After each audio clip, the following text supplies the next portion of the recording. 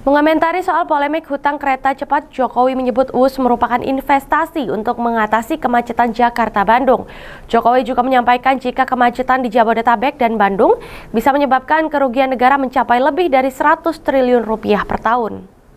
Presiden ke-7 Republik Indonesia, Joko Widodo, buka suara soal polemik kereta cepat WUS yang menjadi beban utang negara. Jokowi menyebut WUS merupakan investasi untuk mengatasi macet Jakarta-Bandung.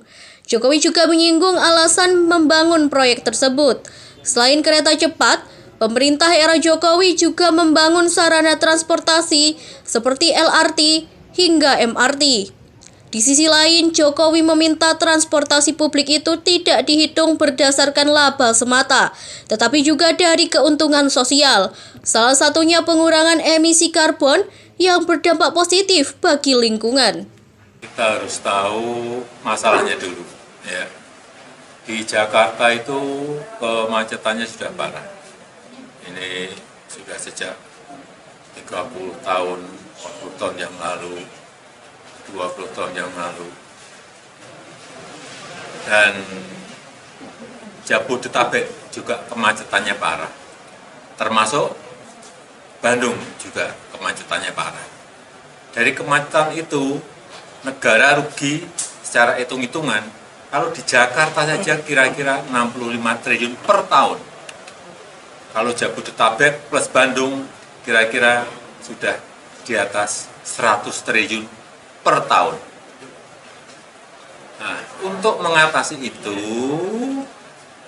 kemudian direncanakan dibangun yang namanya MRT, LRT, kereta cepat, dan sebelumnya lagi KRL, ada juga kereta bandara, agar masyarakat berpindah dari transportasi pribadi, mobil atau sepeda motor ke kereta cepat, MRT, LRT, kereta bandara, KRL, agar kerugian itu bisa terkurangi dengan baik. Dan prinsip dasar transportasi massal, transportasi umum itu adalah layanan publik. Ini kita juga harus ingat, bukan mencari laba. Jadi, sekali lagi, transportasi massal, transportasi umum itu tidak diukur dari laba, tetapi adalah diukur dari keuntungan sosial. Social return on investment. Apa itu?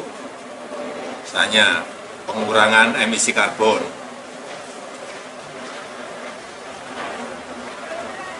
produktivitas dari masyarakat menjadi lebih baik.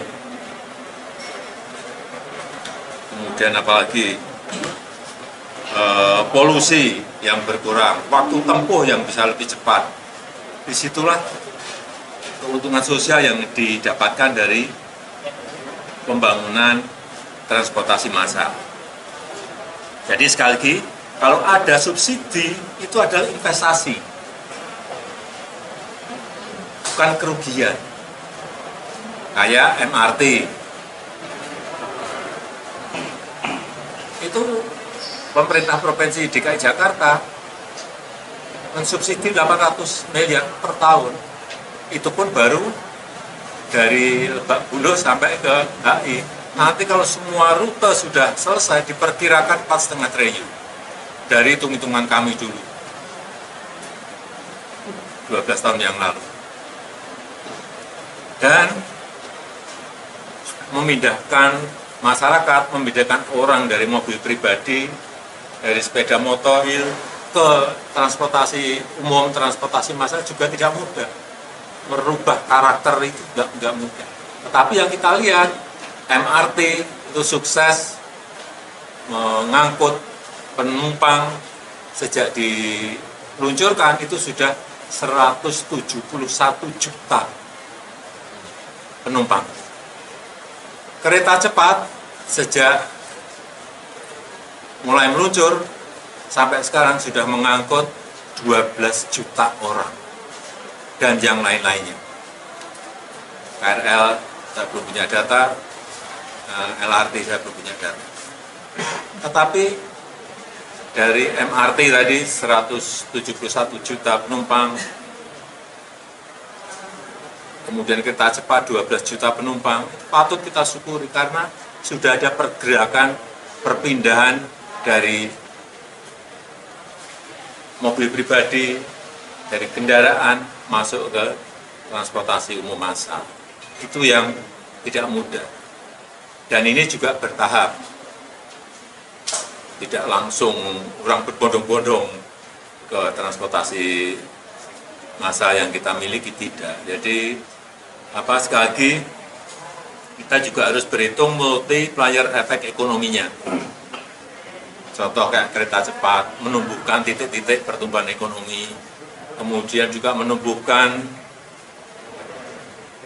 UMKM, warung-warung yang berjualan di titik-titik pertumbuhan ekonomi baru itu. Kemudian wisata juga di Bandung saya kira dengan adanya WUS juga bisa meningkat dengan baik, nilai properti juga naik karena adanya WUS. Saya kira kemanfaatannya seperti itu. Dan sebagai pembanding, kalau kita lihat transportasi massal di negara yang lain juga sama, hitungannya pasti adalah itu hitungan investasi, baik di Korea, di China, di Jepang, di Eropa, seperti di Metro Paris, itu subsidinya juga hampir 50%. Di London Underground, di metronya London juga sama, subsidinya hampir mencapai 50%. Jadi itu sesuatu yang memang harus kita pahami.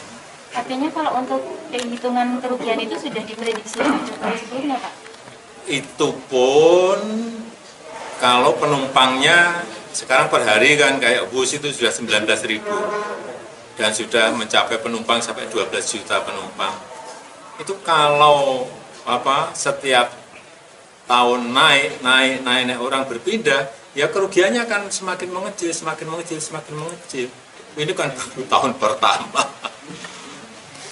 Mungkin diperkirakan EBITDA-nya juga sudah positif dan diperkirakan akan lebih turun lagi setelah 6 tahun. 6 tahun. Kalau untuk perkiraan, karena ini tergantung perpindahan orang ya dari transportasi pribadi ke transportasi massal. Kalau tanggapannya yang kerugian bus ini tidak ditanggung atau